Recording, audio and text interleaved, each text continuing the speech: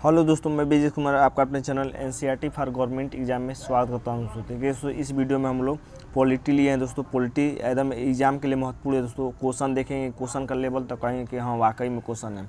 पिछले वीडियो में हम लोगों ने 15 क्वेश्चन किए थे, आज भी 15 करेंगे। 15 में से आपको दोस्तों 12 से 14 क्वेश्चन एकदम सही जवाब देना है, ठीक ना, क्योंकि क्वेश्चन अच्छे लेवल का है दोस्तों। तो चलिए दोस्तों स्टार्ट करते हैं, देखते हैं पहला क्वेश्चन।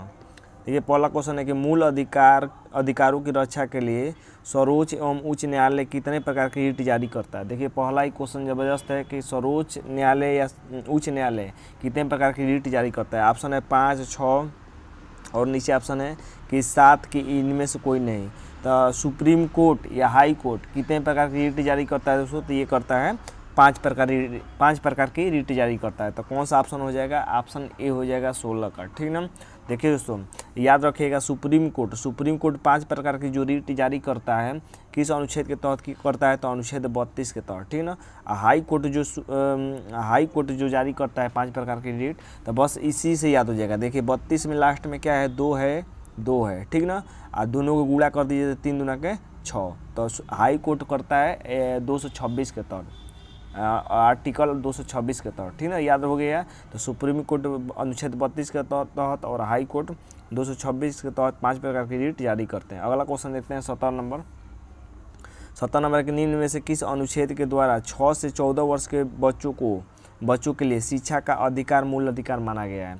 महत्वपूर्ण क्वेश्चन है कि 6 से 14 वर्ष के बच्चों को किस अनुच्छेद के तहत मूल अधिकार माना गया है, ठीक ना, शिक्षा देना। ऑप्शन है अनुच्छेद 20, अनुच्छेद 21 और ऑप्शन है अनुच्छेद 21A की अनुच्छेद 22। तो क्या आंसर हो जाएगा दोस्तों कि 6 से 14 वर्ष के बच्चों को ध्यान देना है यहाँ पर कि 6 से 14 कह रहा है कि 0 से 6 कह रहा है, ठीक ना। तो 6 से 14 वर्ष के बच्चों को निःशुल्क शिक्षा किस अनुच्छेद के तहत दिया जाता है, तो ये अनुच्छेद 21A के तहत, ठीक ना, 21A के तहत। एक और आर्टिकल याद रखिएगा, 0 से 6 वर्ष वाला क्वेश्चन अभी आगे आएगा, ठीक ना, उसको भी याद कर लीजिएगा। यहाँ पर मैं नहीं बताऊँगा, यहाँ पर बताऊँगा तो आपका एक पॉइंट फिक्स हो जाएगा, ठीक ना। देखिए और याद रखिएगा, देखिए कि आर्टिकल 224 के तहत क्या होता है। तो आर्टिकल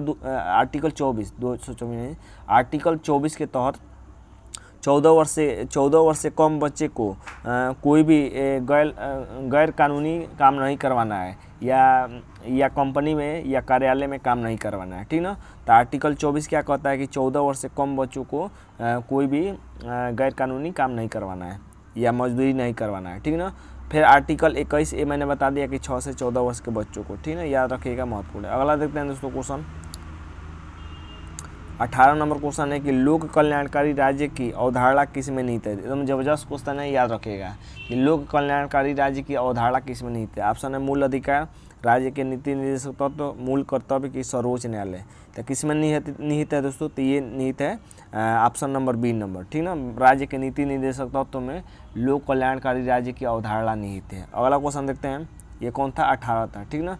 अगला देखते हैं 19 नंबर कि नीति निर्देशक सिद्धांत क्या है। नीति निर्देशक सिद्धांत क्या है। ऑप्शन है वाद योग्य नहीं है, अंशतः वाद योग्य है कि उपयुक्त में से कोई नहीं है। एकदम जबरदस्त क्वेश्चन है, आपके एग्जाम के लिए महत्वपूर्ण है, ठीक ना, ऐसा ही एग्जाम में पूछेगा।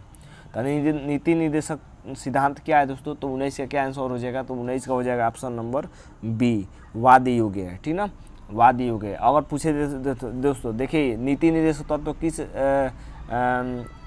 किस भाग में है, तो ये भी याद रखिएगा। देखिए नीति को अगर यन से बनाएंगे तो ये क्या बन गया दोस्तों, 4 बन गया, क्या बन गया, तो भाग 4 में इसका उल्लेख है नीति निर्देशक तत्वों का। कहाँ से कहाँ तक है, तो 36 से 51 तक है, 36 से 51 तक है, याद रखिएगा, ठीक ना। आगे देखते हैं अगला क्वेश्चन 20 नंबर यही क्वेश्चन आ गया जो मैंने बताया था, मैंने ध्यान नहीं दिया। देखिए कि नीति निर्देशक तत्वों का उल्लेख संविधान के किस भाग में किया गया है, तो ये आपके लिए एक प्लस पॉइंट हो गया। इसका आंसर गलती नहीं होना चाहिए, भाग 1, भाग 2, भाग 3, भाग 4।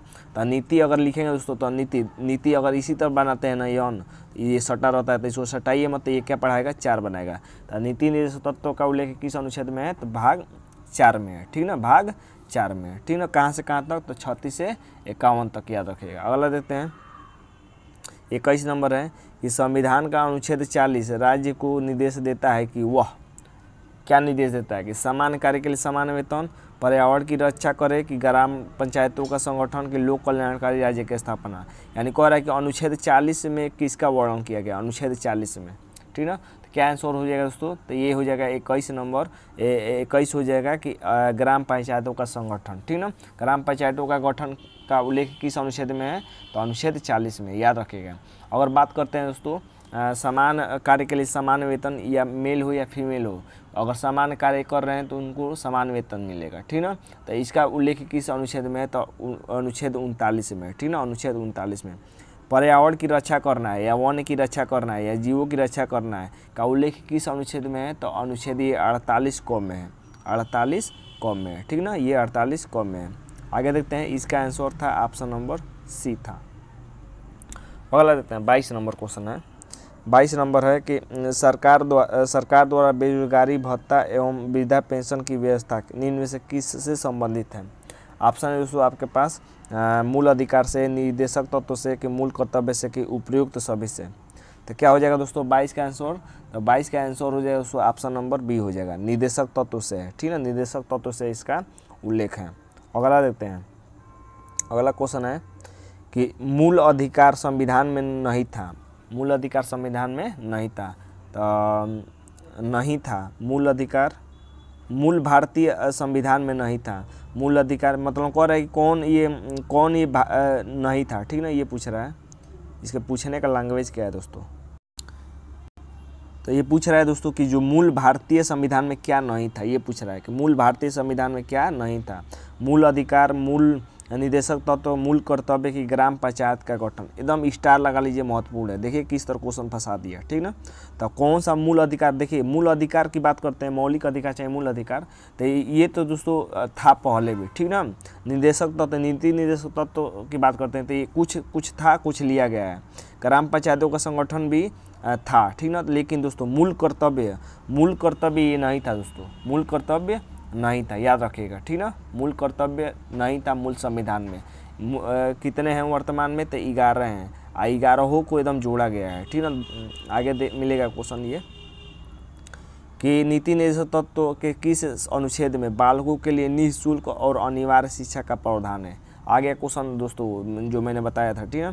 तो क्या ऑप्शन है अनुच्छेद 42, अनुच्छेद 43, अनुच्छेद 44 के अनुच्छेड 45, यानी निःशुल्क और अनिवार्य शिक्षा का प्रावधान किस अनुच्छेद में है।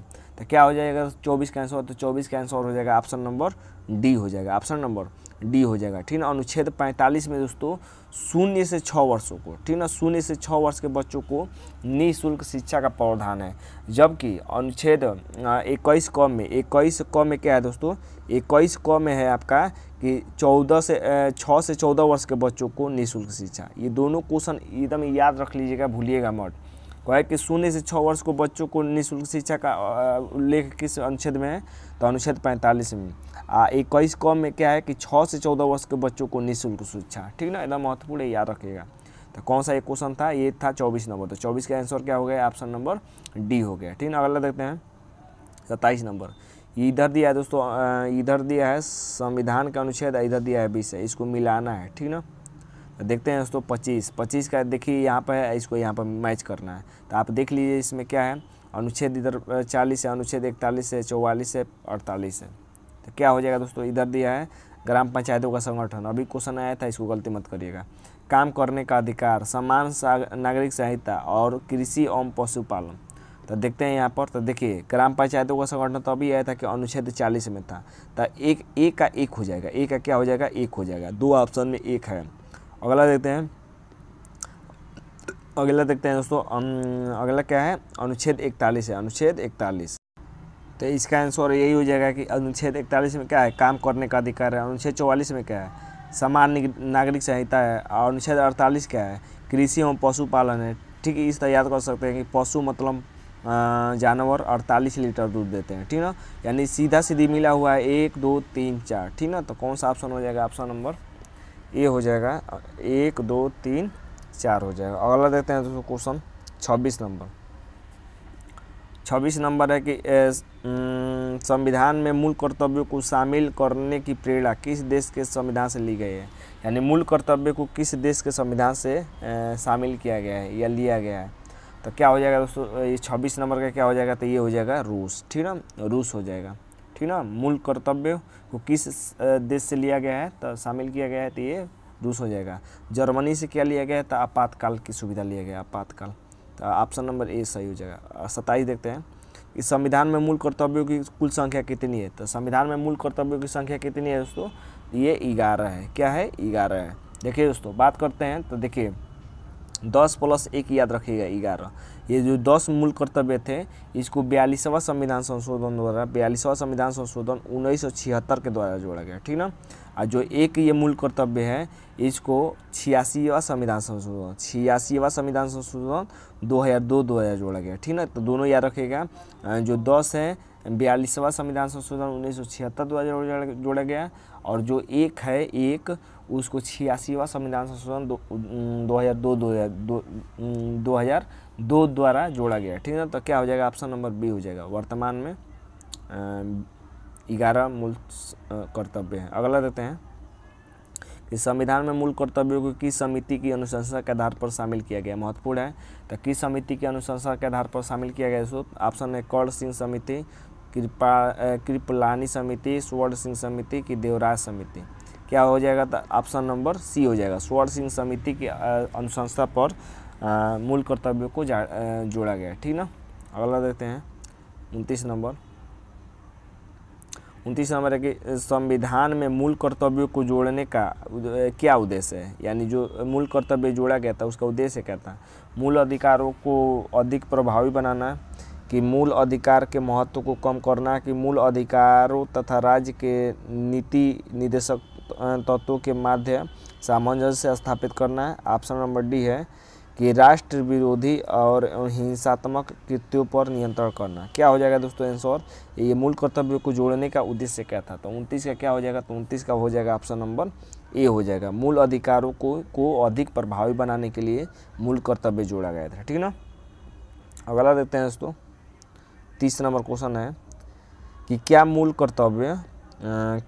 कर्तव्य संविधान की ओर से नागरिकों को निर्देश है। क्या मूल कर्तव्य संविधान की ओर से नागरिकों को निर्देश देता है, ठीक ना।